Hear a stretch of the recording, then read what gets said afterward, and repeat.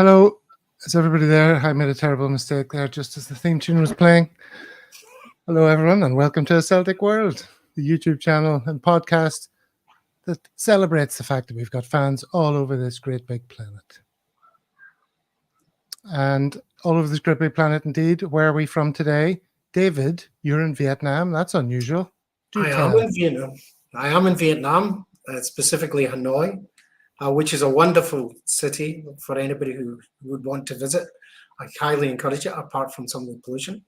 But it's great to be back. I haven't been on for ages, so wherever I am, I'm just happy to be back on. And we're always happy to have you. And indeed, the same is true of Jerry in Singapore, as per usual. What up, Jerry? What up, Gav? I'm not sure we'll get as many comments this week since I'm not tuning in and I'm actually on this show. When I was in Melbourne, I think it was last Thursday when I tuned in. So good to be back. Good to see you, boys. Good to see my cousin David. How are we doing, cuz? Good. Well, there's comments flying in, of course, from many regulars saying hello. Morning, Kaiser. And Monty always likes to list the dramatis personae, just in case we don't know who's on. So thank you for that, Monty. Dickie, Dave, and Jerry. Oh, I see what he's done there. Did we both know that reference? No. He's calling me Dickie as in Dickie Attenborough. Because there's a movie from bloody 1960s or something where Dickie Attenborough looks a bit like me. But I don't know where Kaiser thinks I am, because he thinks I'm close to Dunham. Well, it's somewhere up there. Yeah, it's somewhere up there, isn't it? Yeah. Dunham's in Korea. Both countries fought wars that the Americans were involved in. So that's right.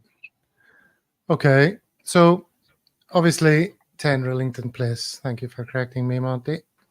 Stephen Ray is somewhere very glamorous. Sunny Fife. Same place as my mum and dad. Lots of the regulars in. Good to see you all. All right, so this is ostensibly a preview show for the St. Mirren game, and if experience teaches me anything, we will get on to that with about 5 minutes to go after we've spent the entire time talking about what's going on and the madness that we're surrounded by. So, well, let's get into that. It's transfer chat. Let us know in the comments what you think of our takes on these things, who you think is more likely than others, who would you like to see us pushing the boat out for, who's not going to leave us despite all this talk. Join in, because nobody really knows anything. So it's just all opinions based on stuff we've read. So let's introduce this by talking about the very nature of reality, shall we, gentlemen? This is a very difficult time. Between now and the end of the window, the very ground upon which we walk seems to be unstable. The fabric of reality to which we've become accustomed is being torn apart. And many of us, our fellow fans, don't know how to cope. So let's talk about that. Players linked away. 4 of our most important players have all been linked away in recent times. As Mikey Johnston being one of them, I guess. Well, we'll come to that. But as Nidri Boy says here on Twitter, Matt O'Reilly, Kyogo, Rio Hatate, and Cameron Carter-Vickers all linked with moves this window. And you can see pictorially what that suggests to him in that. Now, obviously, lads, the enemies of Celtic want us to lose all our best players. So it's not uncommon for these stories to do the rounds at times like this. Some of it may be complete nonsense, paper talk. But I want to get a handle on what you guys think of these various stories. All right, so let's kick off with the most likely one.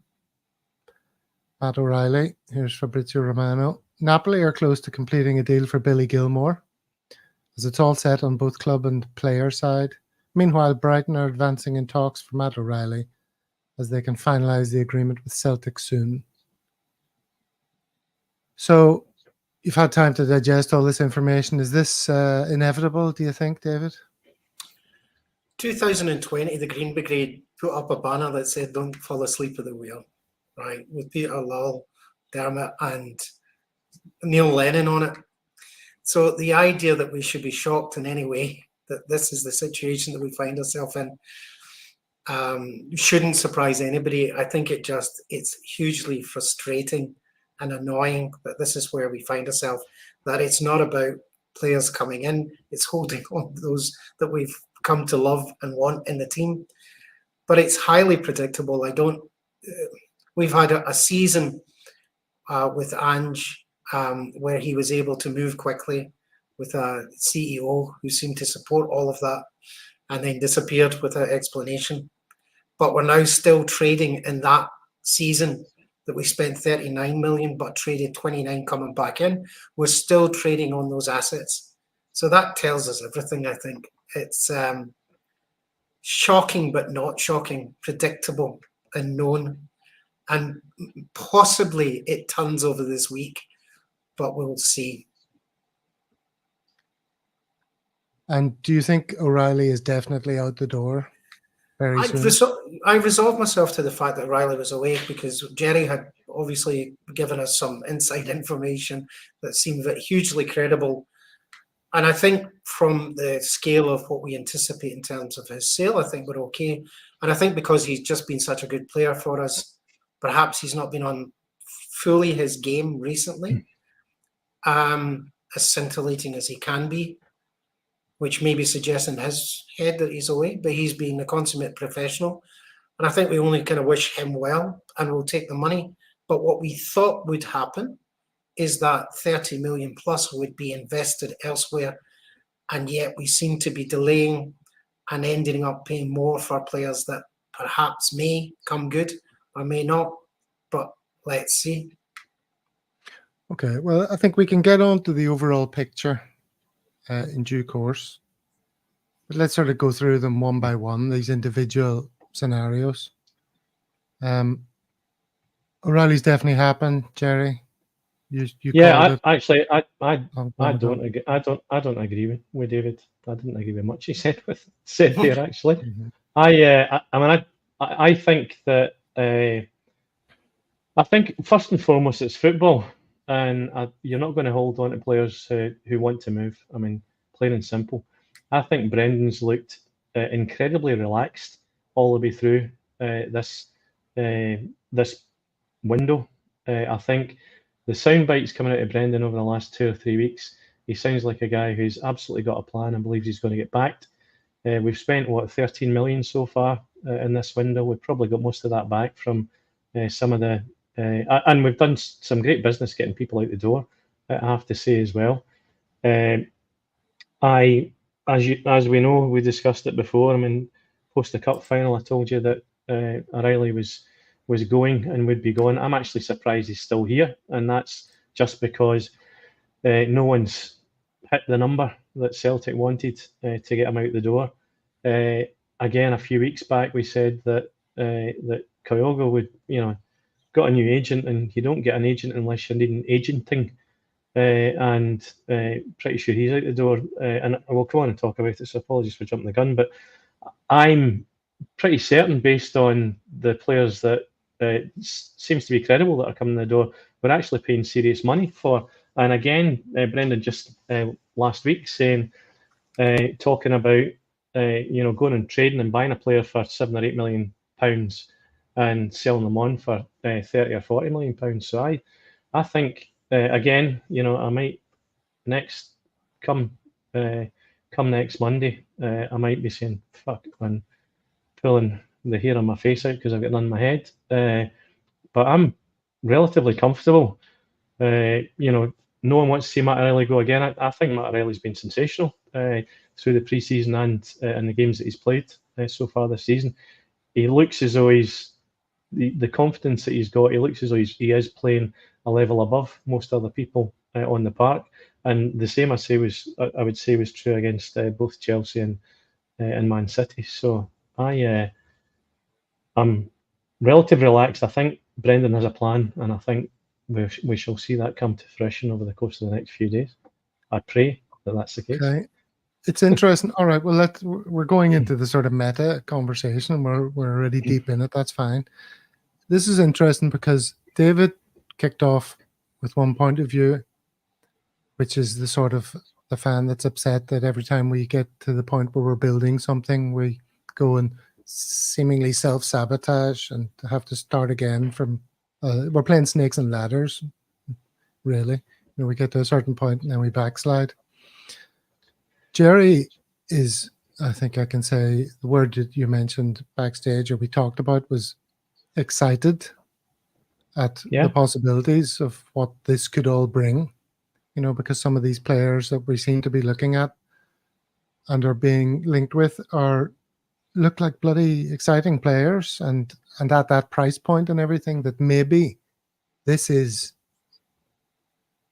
what we've been crying out for all this time, is we're stepping it up and we're changing the player trading model, and it's moving up a gear to higher levels. We're not buying at 2 million, selling at 9. We're buying at 8 or 9 or whatever and selling at 30. And that's what we always talked about, if we're going to compete with all these European clubs that do it well. Remember, David, you listed off the clubs that we should be aspiring to. Maybe this is the transition to that, but it's just uncomfortable now because we don't know what the next 8 days are going to bring. Nobody can say with confidence that we're in that transition. It just looks like our best players are being linked away, so it's uncomfortable, right, David? So it is. I mean, it could go either way. Either one of us is going to be right. I hope it's Jerry. I don't want to be wrong, right on this one, because it would be hugely disappointing. I want to believe that Brendan is exhibiting total calm, professionalism in how he's approaching things. Or is it that he's just resigned to the fact that he can't beat this board and he's been beaten down to the point where he just sort of shrugs and aligns to the board and says, it sounds okay, but, go back to January, and Paul will never forgive me for not ever getting over January, where we said we would invest and we didn't. And we've allowed our players to go, and we've retained some players that we brought in on loan, and that's about the amount of it. So I wanted to see these aspirational players come in, not in the last week. We seem to have been able to expose ourselves to the fact that we've got piles of cash and perhaps are paying over the odds. Maybe there's, I've heard things about, maybe it's because these English teams are suffering from the financial fair play rule, so they know that they can work with us to be able to pay over a period of time. We don't need the money up front, and so on and so forth. Could be lots of things that can happen, but because we've been here before, it feels like a repeat of what we've come to expect since Brendan came in, and that hasn't changed the depth of our squad. It's got shallowed, and we're at the point where we're hoping, praying we don't lose players. Okay, maybe that's a good time to jump back to the images. Because Matt O'Reilly, I think we've already dealt with. Then the big news, the idea of Kyogo leaving that we talked about a few weeks ago, Jerry. Yep.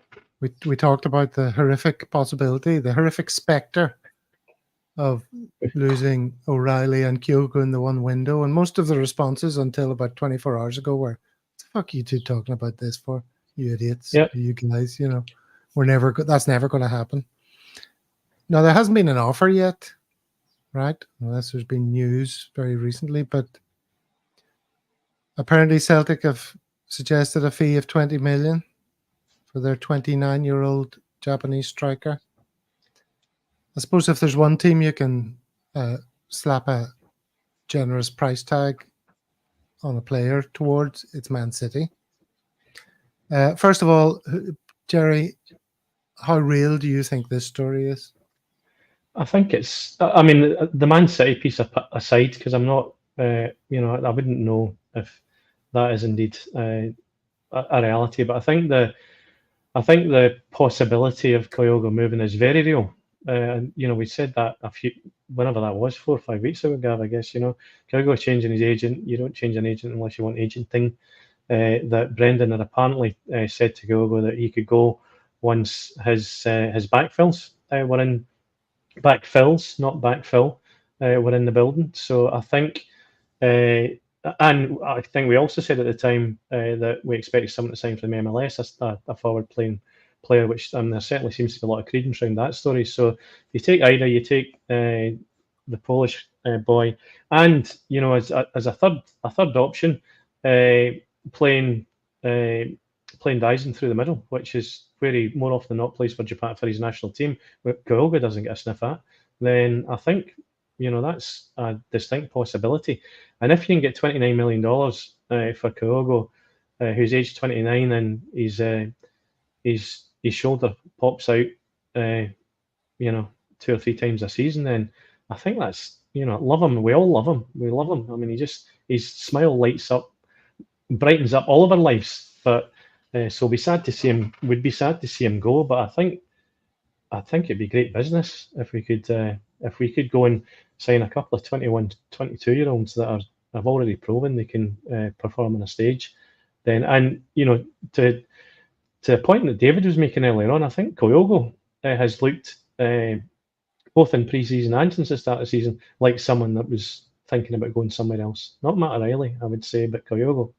He's not. He just doesn't look on it and at it to me, and looked kind of resigned when he did pop his shoulder the other week. Again, appreciating part of that disappointment would be the injury, but I think he just looked a bit resigned to life in general. So and for him at the age he's at, 29 years old, 73 goals what he scored for the club. I mean, I don't think any of us could begrudge him the opportunity to go and stick a whole bunch of yen in his bank account before he heads back to Japan. Yeah, I mean, if this offer or if this interest by Manchester City is real, then it works for everyone, doesn't it? Really, kind of. I mean, the club, the player, the purchasing club. No one's going to, stop it from happening. Incredible opportunity for him, isn't it, to go to Manchester City, maybe play in Champions League final and win the Premier League and be surrounded by players who are at the very top of the game. I also think, Gav, would we pay 4.5 million for him? So if we can get 20 million for him, wonderful business, right? 1.5 for O'Reilly. If we can get 25 for him, again, wonderful business. Paying 9.5 for Aramida, it's 20 years almost since we paid that type of money for a football player. And again, I think that's that whatever we paid for Sutton Harts and Lennon and crew back in the day. I mean, that was real money then. I mean, that's probably 15, 16 million in today's money. But if we are bringing in the players that we're talking about playing at 8, 9, 10 million pounds a piece, then that is us, I think, as a club playing exactly where we should be playing. And I certainly wouldn't be critical of anyone going and doing that instead of, and remembering all the players that Ange Postecoglou brought into the club. For everyone that was a hit, there was about 3 duds, and we've struggled to get rid of a bunch of those. So,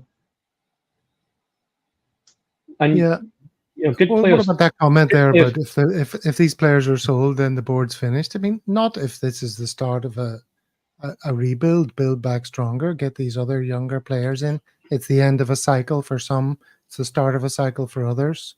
Brendan's molding a team of players in his image. All these guys we're linked with, they're all Rodgers-looking players, tall, strapping, athletic. So do you, I mean, to that point then, do you think that it's been timed to come to this week that they've absolutely planned it in this way? Do you think they've got it down to this final week with strategies so strong? They've held back the money. They know what they're doing.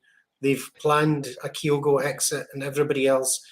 And we're going to be in a much stronger position coming out of this window than we're going in. All on the basis of a week. Who knows?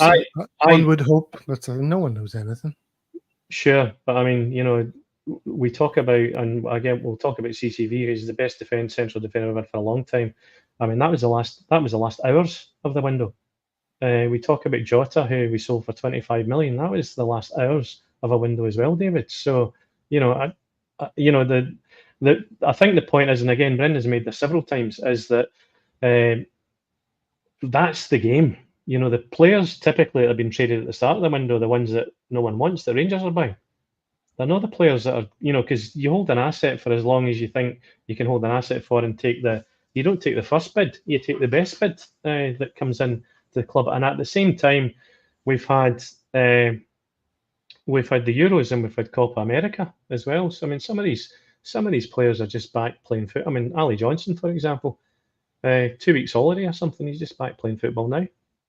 Here's a question for you, Jerry. Then, do you honestly trust this board? How many times can I didn't say that. treat you badly until you realise that that's what they do? I didn't say that. I've got faith in Brendan, and I just try to read his demeanour and his body language. I've got faith in him. I've got faith that you know. I mean, again, we have enough in that squad to win the league at a canter, irrespective, and that's what none of us want, right? And none of us want to just.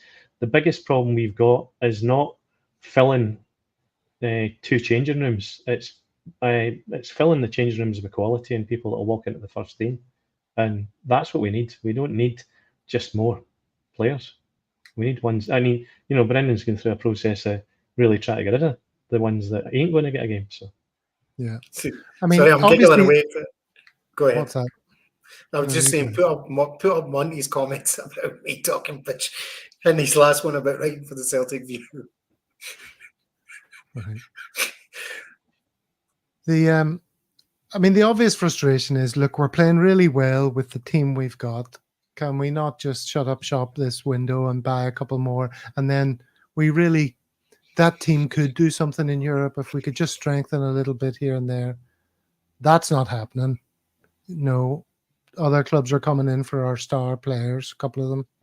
So we've got to do the best we can to buy and build back better and all that kind of stuff.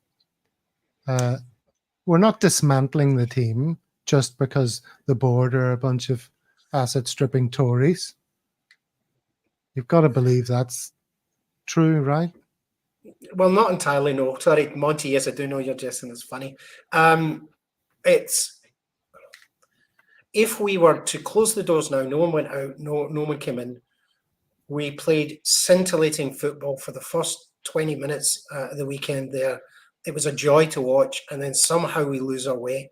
And that seems to be the kind of pattern of play that we are capable of. If we want to dominate Scottish football, we close the doors now, and we will do so. We'll win the league, and we'll win all the cups, and we'll put another treble. And that's great, and I love it. I'll not stop celebrating of it.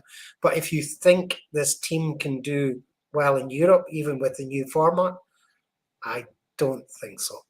I don't think so. Even if we kept the squad as it is now, with no more additions or subtractions, we're going to struggle. Well, that's not going to happen. Do you want to respond to Tam Mack there, Jerry? Look at Celtic punting all the players we hate. This is a Rangers voice. Punting Hun scalpers. Well, oh, okay. I mean, the Hun scalpers in the last game we played were Bernardo and Ida. So two players that we paid £12 million for. So isn't the bigger point that as a club we're Hun scalpers? And this is us selling players at a time when we can get maximum value, reinvest and build and avoid the mistakes that they made, which is holding on to Morelos and the likes until they're worth absolutely nothing. They're an absolute shambles, aren't they?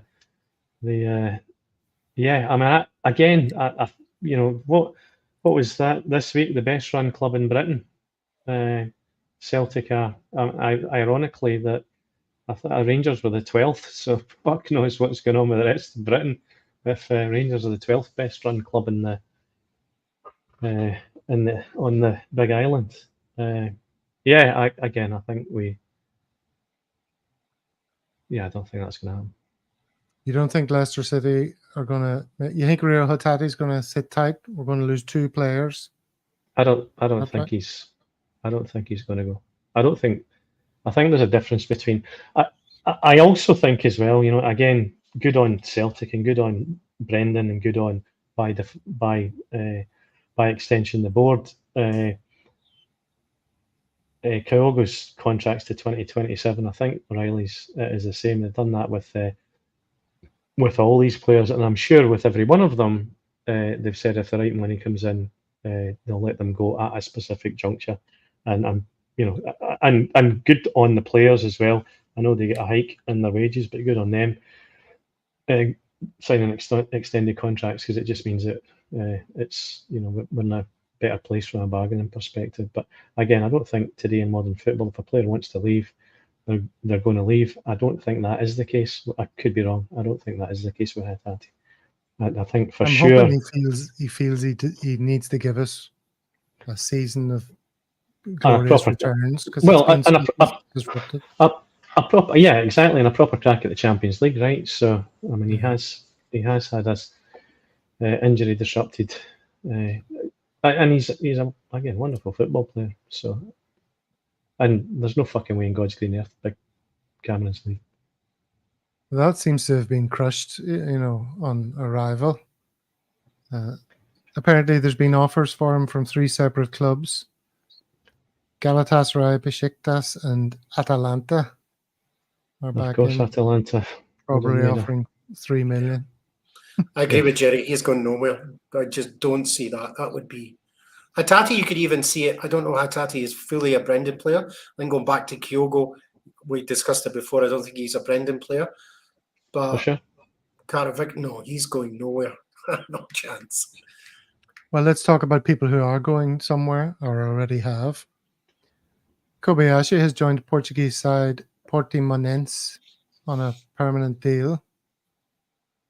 And Lagerbielke and Anderson are close to being confirmed as out. Maybe Anderson's already confirmed, is it? Yeah, I mean, and that would obviously have you believe that there's definitely a left back coming into the club then, right? If the wee man's going down the road. So I mean, that clearly there's a bit of business being done or about to be done in that position, or that couldn't have happened. Well, and centre back, if Kobayashi's gone and Lagerbielke's gone, that's 2 central defenders who weren't contributing, admittedly, out the door. Well, I mean, it leaves you with 4 then. Well, I guess 4 and Big Rocky. I mean, he's bound to be injured for most of the season again anyway. Scales Welsh. Welsh is another one who every time he gets 15 minutes on the park, he ends up off injured. The issue, well, so that's part of the issue, right? So if we are simply in the process of replacing one player for the next, it's depth of squad issues that really kind of terrify him. Steve talks about this. If Kyogo goes and we didn't have Ida in, what happens then? What do we do? We'd play Maida through the middle and he'd score 2 goals in 15 minutes or whatever. So that's what we'd do. I think, I'm certain Brendan's got a plan, but I agree. And again, he keeps saying this, that there are obvious positions where we don't have a proper coverage, and we've absolutely got to fix that. We've absolutely got to fix that, David. I agree with that 100% before the window. But I mean, again, it's quality of depth, not quantity of depth. I wouldn't have it any other way. The point is, though, that do we have depth? And I would suggest we don't, and we're just too exposed. And if we're only trading light for light replacement players, that leaves us in the same situation. We are an injury-prone club because of the way in which we play and the league that we play in and the amount of games that we have to play. And so inevitably, we're going to have players out. It just happens. And it's the depth and quality that I think we're also exposed. And I think that was part of Steve's point. If Kyogo went and we would be left with one striker, Maida, okay, but out and out strikers in the form that we would expect with Brendan, big big, strong players. We're not there. And I want to be excited. I want to go into this with you and think, yeah, this could change everything and we take over. I want to, but there's just it's a question so many of faith. We have a faith. He have strong faith at the bottom of the screen, and a doubting Thomas at the top. So we'll have to see how it pans out. That's really what we're at here. You know, you can see it in the comments as well. It's like we all know what's happening, and some people are thinking this is going to work out, and some are thinking pitchforks at the ready. So, you know, Tom Mack says he really does hope Brendan Rodgers has his fingers and eyes firmly on the pulse. So, yeah, I mean, what can we say? Nothing for certain. What is for certain, Mikey Johnston is off to Burnley for a reported £5 million, I see people talking about. Have you seen that? What do you make of that? If it's £5 million, then holy moly! I mean, you know, if we can get £5 million for Mikey, we can get 2 or 3 million for Big What's His Face that's going to Stoke. I mean, it's wonderful. It's great, you know, and good for Mikey Johnston, because he needs to go. He's 25. He's not away anymore, right? He's got to go and find some football, and he's not going to, you know, he's certainly not going to get it at Celtic. Yeah, we'll take 5 million. Make it so, Gav. All right, I will do. Sorry, I just had to deal with someone in the comments there. Looked like a bit of a troublemaker. Any more surprises then, other than what we've just talked about? Alistair Johnston to Liverpool, Kuhn to West Ham. Any takers? I think now we're getting into kind of just pure rumour mill stuff. I think there's a lot to be like Jerry. I think Kyogo. I think there's a lot to be said that that's the case. I felt that Matt O'Reilly was definitely off. CCV definitely won't go. I can't see them letting him go at all, and they'll make much more money on him over another season or two. Now we're kind of going into. We'd be so depleted as a squad and have no backup that it just wouldn't be bearable. Yeah, I think we're getting to the point almost that we're rid of a whole bunch of folk that were surplus to requirements, freeing up a whole bunch of money. You know, I'm sure we all read this recently. I mean, that interesting now about the whole financial fair play and regulations and ensuring that you're spending within the guidelines. And a big part of that is it doesn't really matter how much money you've got sitting in the bank. It matters how much you're spending and how much your income is on an annual basis. Yeah. As in your trading income and trading spend, not so much about it's irrelevant if you've got 100 million or a billion in the bank. So. How much money do they need before they start spending it is the big question from Plunge McNugget. But let's go into that. There's about to be an absolute orgy of expenditure, and there's going to be players coming in every day. You're going to wake up and there'll be a new thing on your phone. You'll be like, holy shit, there's three in one day. And it's all going to work out beautifully, guys. And it's all going to start with this. Yep. Mateusz Bogusz, Polish guy on his way from Los Angeles FC. Scottish Giants Celtic are interested in the 22-year-old Polish attacker. The report has since been backed by the Daily Record, which described an £8 million move as close. A deal in that region would be a record sale for this MLS team. Now, who is Bogusz, right? I thought he was just an attacking midfielder and he was the Matt O'Reilly replacement. That's what, even though I don't like to deal with direct replacements, I think that's a facile thing to talk about. But anyway, Bogusz to Celtic. How would he fit in? What sort of player is Bogusz? Although he's listed as an attacking midfielder, he is primarily played as a right winger or centre forward in a 3-player attack this season. To break it down, he's featured 16 times as a striker, 7 goals and 2 assists, 8 times as a right winger, 6 goals and 3 assists, 4 times as an attacking midfielder, 3 goals, and twice in central midfield, 2 assists. That flexibility has made Bogusz a key player for Cherundolo, but also led to interest from European clubs like Celtic. You like what you hear there, David? Absolutely. I felt in the game that we played at the weekend, we were very much reliant on our wing, the speed of our wingers to create opportunities. We were kind of playing quite high up at times, and as we were doing that and sort of passing back and forth, we were playing against Hibs wall. And I always felt that somehow if we could create play from centre midfield through, that gives us more options, and then to bring the wing play in. And so an attacking midfielder absolutely sounds delightful, and his stats look ridiculous. 23 Plunge said he's 23 years old today, so lots of fire in his legs. Sounds fantastic. Yeah. I mean, is he what height is he? What's physicality? Is he fast? Is he any speciality? We were told Palmer was a free kick specialist, and he seems to take the ball off to somewhere in the park. This guy does take free kicks. I know that much. Right. In fact, we've got a little video to play of him if you want to get a sense of his character. Yeah. I sliced up a little video to play. This is him being interviewed in Los Angeles. It was a hard game because Colorado is as well very good in this season. I'm very happy for my hat-trick, especially then I can do it in home, in front of the fans. What I can say more? Let's keep going, you know?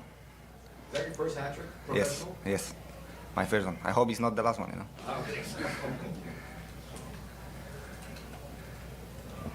Congrats on the hat-trick. I noticed 3 times Kamara tried to brush your shoe, and you refused 3 times. I'm curious why. Can you repeat? Kamara. Yeah. He tried to brush your shoe, like you know how you celebrate. Put your Yeah, shoes on. He tried 3 times, and 3 times you say I know. no. I just I'm told curious. him, you know, I need to still go. I need to score a couple more goals, and then I can make it. You know, I know where is my place. I'm, you know, this you can do for Leo Messi or the other players. I'm not already there, so maybe if I score a couple more goals, then we can do. Coach Cherundolo was here, and he says about you scoring goals in different ways. You're a little further back. You've scored free kicks, but now being able to get into 6-8 yards out and score. How's that something you've worked with, and tonight getting in position to do that? You know, I think it's about to understand each other. You know, when Danny has the ball, I know what he's gonna do. So now it doesn't matter. I just try following the game, and I know I can score from any position. It's not like just scoring the goals outside of the 16. I can score as well inside on the box. So it's a following the game, you know, and just always be ready and in this place. Matty, they talk about being in the zone. Athletes, you know, the rim looks bigger when you're making shots, or the hole looks bigger when you're playing golf. Does the goal look bigger to you right now? Does the things look easier, feel easier, I guess is what I'm asking? I don't know, but you can see, like, when I shoot, it's always going to the goal. So it's like that. When you have good run, you have the ball, you know, you are there, you know, it's like the feeling. You know when the ball gonna bounce, where the ball gonna land. So I always there, and I'm very happy, you know. I need to keep going, and I hope so on Thursday I'm gonna score again, you know. And how do you manage being hot, but staying within the rhythm of the team and not getting outside yourself and not trying to do too much? You know, I'm never, I don't want to say I'm never happy what I did, but I just want to keep going all the time. And like, even if I score this hat-trick, it's not like finished. I'm gonna work harder, and I'm gonna work for more, you know. I never happy what I did. I always want more. That's my character, you know. Attitude outstanding. Impressive. What was all that talk? What was all that talk about rims and holes? Rimmings, no. Well, Rims I and can see holes. that's where the live chat's going to go. Yeah, the whole. Yeah. Holy moly, America! But some What a interesting country. things in that little interview. That I don't know if you heard everything, but he scored a hat trick, and one of his teammates was wanting to shine his shoes. You know, that Yeah. celebration, and he refused it 3 times. And was like, "No, come on, please do not do that to me." He You know, does he say doesn't Mexican now. He does say Mexican there, Gav. He doesn't want to. He doesn't want to. You know, act the big man, even though he's delivering clearly, and he scores from free kicks, we heard there. He scores a variety of different types of goals, but now that they've pushed him forward, he's finishing in the box. So, yeah, that was the question, was like, who's he replacing? I thought he was an attacking midfielder, but if he's playing as more of a striker for LAFC, so is he? What's he coming to us as? He's coming to us, if he does, as a player who's, versatile. But where does Rodgers see him? Any insight into that? Well, if he's physical, then across the front. Yeah, absolutely. Somewhere across the front three. Again, yeah. I think, and again, another player actually I think that's been sensational since the start of the season is James Forrest, and I have to check myself for saying that because I've never been his biggest fan. But I mean, geez, since the last 3 or 4 months of the season. But Kuhn looks absolutely sensational as well, right? I mean, I think you can see goals coming from all through that Celtic team and pleasingly from that front line as well. So yeah, either as a backup. Again, I mean, signing Ida for 9.5 million, we didn't sign him to be a number 2 striker, right? So I think either playing second fiddle, if you can play out in the wing, you start looking at what if we sign this kid, you start to look at where the goals are potentially coming from across that front line. We've got lots of options and lots of creativity. It's that physicality if the guy brings it, and by the sounds of things in his attitude, that's what he's going to do to support Ida. I think that's possibly what we're going to do. So I could easily get excited about this guy. Well, another guy you could get excited about is Arnie Engels. He's definitely a midfielder, 20-year-old Belgian midfielder who can play as a defensive midfielder, central midfielder, or even as a right back. He's been mostly used as a right midfielder by the Augsburg manager. Has represented Belgium at under 21. Apparently just missed out on the full squad for the Euros for Belgium. He's 6'1". I think the other guy's maybe 6'1" as well. I keep reading 6'1" when you ask about height. And he's preferred on his right foot. He's he's a very good player as well. I see Kaiser in the comments saying, Gav, show a highlights reel. But, nothing happens live. The preparation that goes into this show, nobody appreciates. I have to line up everything and have it all ready. I have been watching David 67's scouting videos. Are you familiar with him? He does scouting videos for potential players. He's got a very new channel. And his videos are of the players anyway. He shows lots of really good footage of them and then talks about them. And it's informative, certainly. So David 67, check him out. Anyway, yes, Arnie Engels, he looks like the business, this guy. I think Bogusz is going to happen really soon by the sounds of it. They say they're going to get him in even if the O'Reilly deal didn't happen. That's been in the works for quite a while. So I mean, it's that forward position that again they need him in so Kyogo can exactly. So it's not reconnected to the O'Reilly situation. Yeah, well, and again, I think there was Brendan being very very specific when he said if Matt O'Reilly goes, we need 2 midfielders to replace him, right? So, and right on cue, who's this guy? Have you heard of the connections to this guy now? This is Sanchez. Brendan Rodgers is keen to make Alvin Sanchez Celtic's own Cole Palmer. I'm not really familiar with Cole Palmer in his game. English player, isn't he? This is a left-footed midfielder who'd be keen on a move to Scotland. The Hoops are yet to table a bid for Sanchez, but extensive talks have been held in recent weeks, and the saga could kick up a notch as the deadline draws near. Celtic have been following Sanchez's progress for the last 18 months, and club scouts are convinced he has the potential to be a top player. 21-year-old, closing in on a century of senior appearances, and is capped for Switzerland under 21s. He's of Cape Verde origin, but represents Switzerland. And he's supposed to be quite the player too. So is all he of these 6'1"? players... Well, it doesn't mention. They're all He's a 6'1". they're I all think he is. 6'1". I would. I mean, yeah. Again, I think it's about time that we've got some bit more height in that team. So we do. I mean, I think Kung is. I really like Kung, but I think there's a possibility just his height. If we don't sort of bring even more physicality in, that in Scotland he might get picked out a little bit. But if we strengthen in this way, then I think it will aid Kun, because I mean, what I've been really happy to watch Kun and his game develop. That's been one of the kind of highlights for me in terms of performance from the team.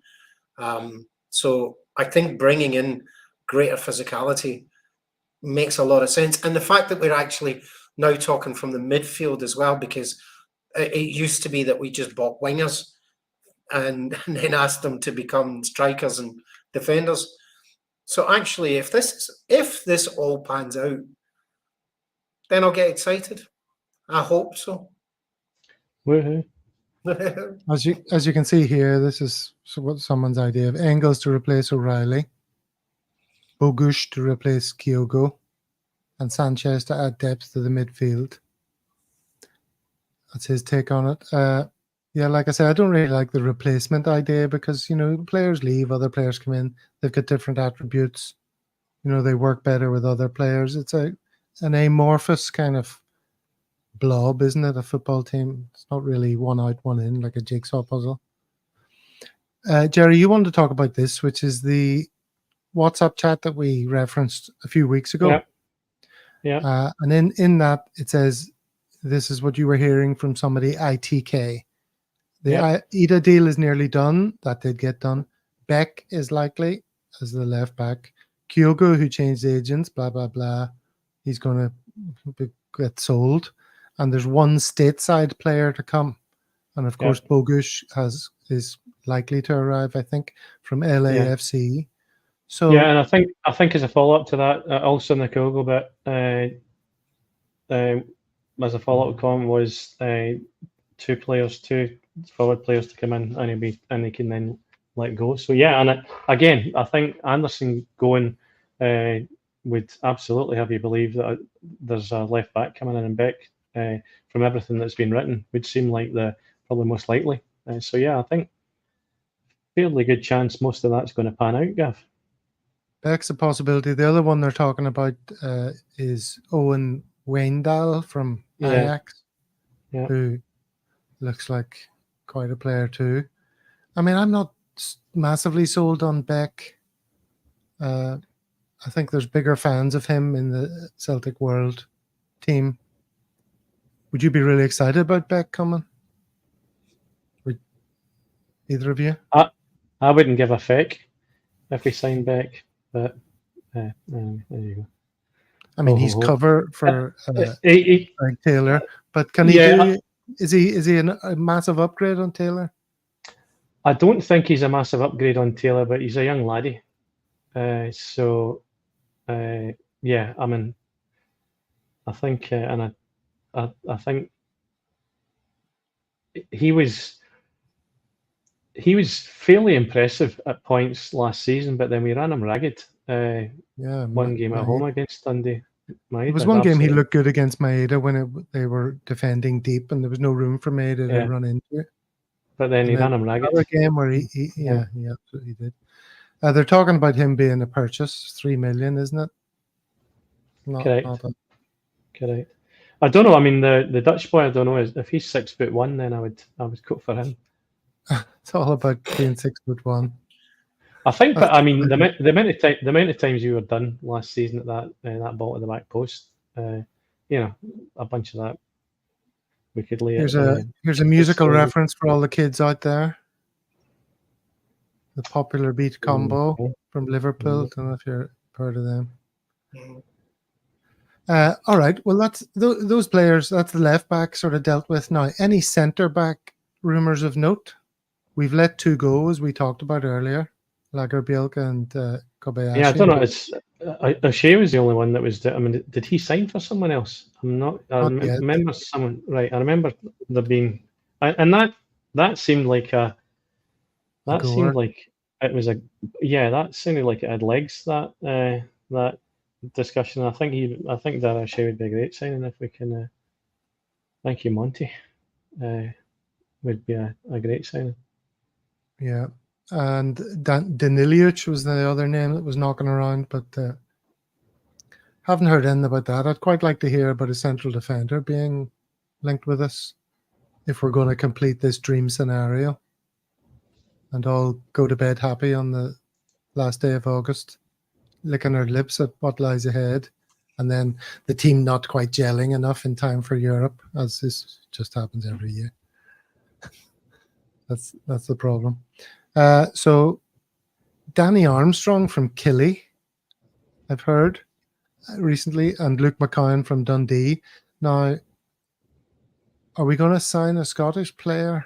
There was a suggestion earlier on and something that Roger said that we were, in fact, probably going to sign a Scottish player when there was interest in Stephen Welsh, and the official response was, we're not willing to let him go at this stage of the season, or is this stage of the transfer window. Now, that can mean one of two things. One, it's because we're definitely bringing other central defenders in and then we can get rid of him. Or, you know, this whole Scottish homegrown thing is a bit too tight to mention. And if we're going to let him go, we might want to have another Scottish body in. Do either of those two, McCann or Armstrong, pass the sniff test for you, David? I don't know enough about them, honestly speaking. I wouldn't be able to tell you too much. What I would say is that if we are looking from Scotland, then it's going to be defensive players. We're not going to find a striker within Scotland, particularly homegrown.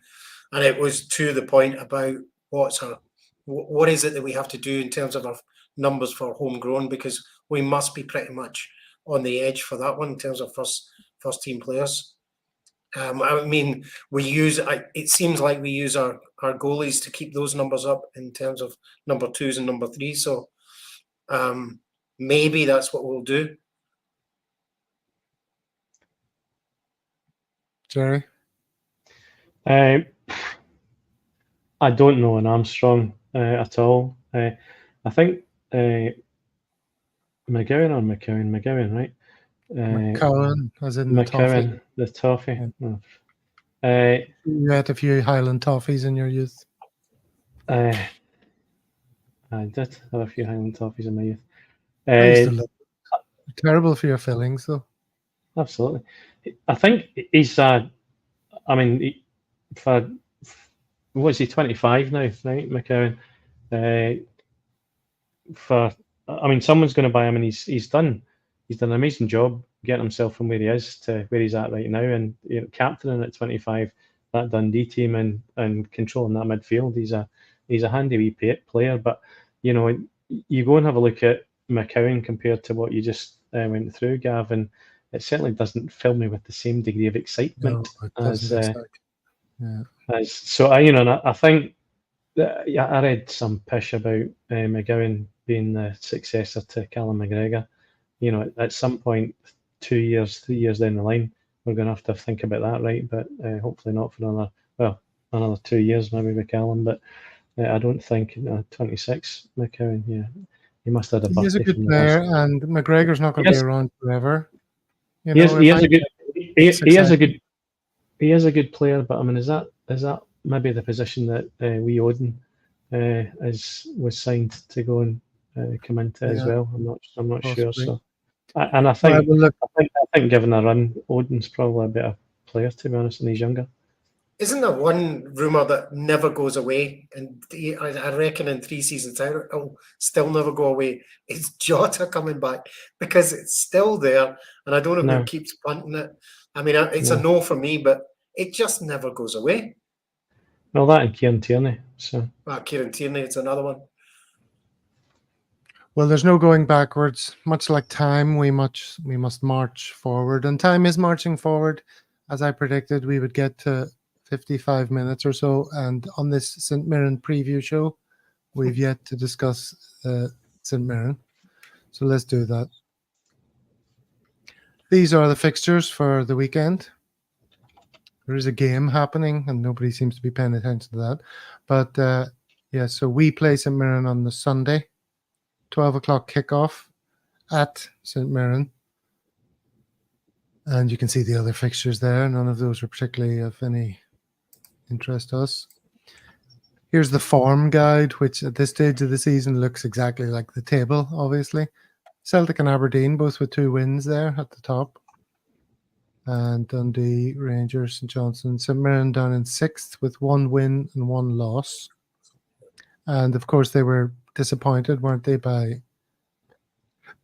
going out in Europe or not progressing.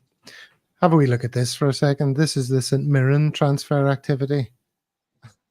And it's just like free transfer, loan transfer, question mark. Players from Exeter, Port Vale, Oxford. Looks like Rangers.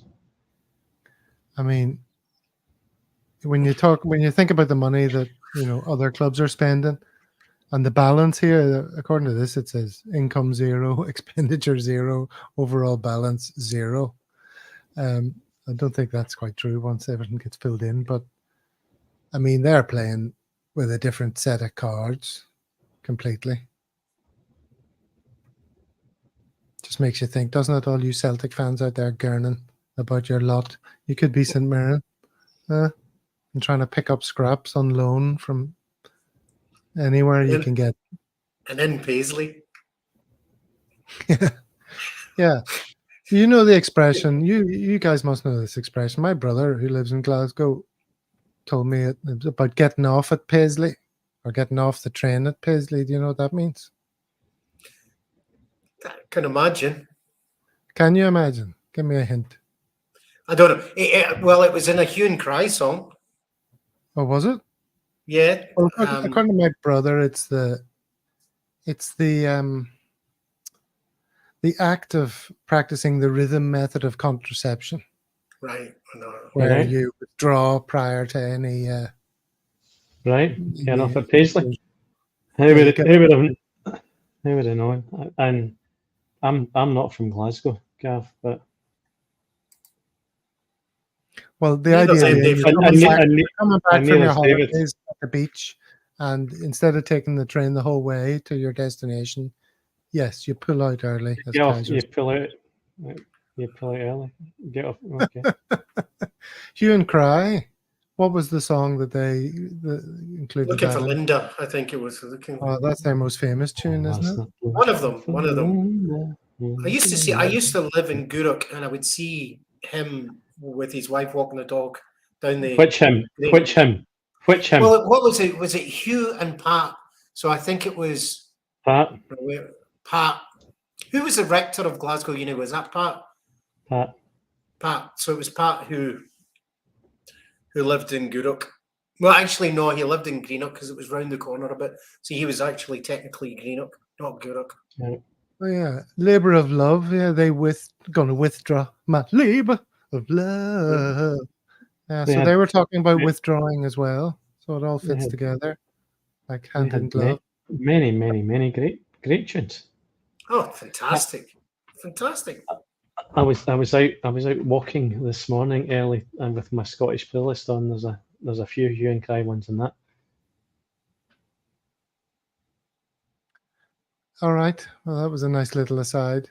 That song was about Thatcher. What else did they sing? Looking for Linda, Whipping Up a Storm. Is that a song? Whipping Up a Storm. Does that ring a bell? I haven't listened to them for ages. I had one of their albums, back then. What's Craig asking me? Isn't that how you're always hanging to one side, David? Try to get, is it Gourock or Greenock or Hue and Cry reference? I don't know. Craig, explain yourself. I don't know. Probably, mate. All right. Well, look, let's round it up with a few little funnies. I wanted to shine a light on the fact that the other side of the city have finally come to realize that Cantwell is an absolute ball bag, and they all hate him now. So these are some of the comments that I saw. His attitude has been bad at every club. Sadly, we'll be stuck with him. His name's Toxic in England. He's just a silly wee boy who thinks he's better than he is. Bang average at best. Gannett sums it up. He's a prick. And Davey says, that's exactly enough. Guy's been a cock from the start. Bring back the good old days. Imagine Imagine a spice nonce like this having this sort of attitude and cryptic shite under Sir Walter. Apparently, he put up a post. He put up a post of like one fan sitting in an empty stand and described it as the support. So, he's just, they hate him so much. And he hates them. And it's delightful, isn't it, to see that that's where it's gotten to. Has there been an explanation for your... Yeah, Craig said, is that not an old saying that about Gurok, that it hangs to one side? Went with a lassie for there, and it was her that told me. So it hangs to one side. I mean, it kind of, if you're up in the Lyle Hill looking down, Gurok does kind of go, and I'd not heard it, I don't know, but maybe. And yes, Kaiser, was that just like golf and the Bhoys? I was thinking exactly the same thing. Although legend had it that Richard Gough was banging a musician from Clydebank back in the day, Marty Pello. They get caught in bed apparently. So. Oh, come on! What? Apparently so. Richard Gough and Marty Pello. And the bed was wet, wet, wet. The bed was wet, wet, wet. All right. Well, look, we've talked about all the things that might happen. We've delved into we've peered into the abyss of what it might be if we don't get players in, and we've gazed up at the stars of what could possibly be if we do. So we don't know which way it's going to go, lads. But look, I think we can end on this note. That was another hue and cry song. Stars Crashed Down, Gav. Well, that's quite appropriate because this has a sort of a astronomic side to it. This is KB18b, a potentially habitable planet covered with oceans and about 2.6 times the size of Earth. The James Webb Space Telescope has just detected carbon dioxide and methane in its atmosphere, which can only be produced by living things. So I want you all to think about that. So the fact that people who represent our football club change every few years, it's not really that important in the great scheme of things. This could be the future of humanity, an interplanetary species. Well, they exist, don't they? There's 40, there's now 15,000 of them turning up to watch Rangers every game. So. And you live in Sabah, so... But that's pretty mind-blowing. You just got to think about that. Or Carl Sagan's pale blue dot for a while, and suddenly all your petty little worries ebb away. You realize how insignificant we all are. So I hope you realize how insignificant you are, dear listener, dear viewer. Can't go out like that. Anyway, what's the score going to be, Gav, at the weekend? Score predictions. Score predictions. Yeah, I mean, it's a likely 3-0, isn't it? Anyone else? 4-0. 4-0. Add the two together and you get my prediction. Yeah, 7. 7. 7-0. That's Jerry's. Jerry always predicts that. 7-0. Ouija, bye-bye, guys. Love this Celtic channel. My favourite by far. Hail, hail, troops. That's the kind of positivity. Well done. If you haven't already, like and subscribe. Just squeeze it in at the end. I'm supposed to say that several times per show. And I just don't want to insult you by repeating it, but there you go. Very good, Monty. Thank you very much, everyone. So on that positive note. Monty reckons St Mirren won Celtic 4, a Kyogo hat-trick and O'Reilly. So let's see if either of them are at the club at the weekend. It's all going to be okay, guys. Until next time, hail, hail. Hail, hail. God bless.